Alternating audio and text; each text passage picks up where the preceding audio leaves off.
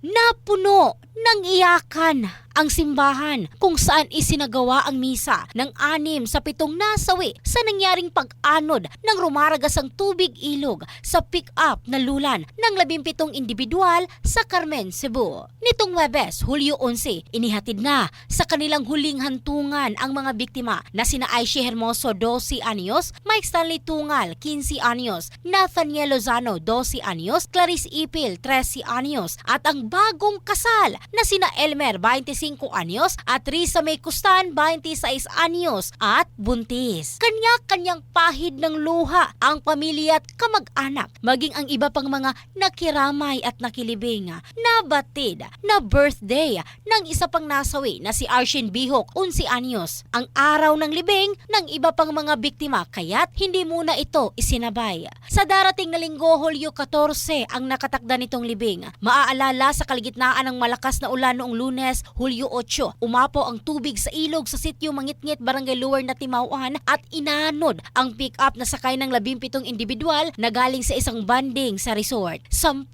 ang na-rescue at natagpo ang wala ng buhay ang 7 na palutang-lutang sa dagat. In the heart of changing lives, ito si Michelle Craste ng Brigada News Philippines, the Music News Authority.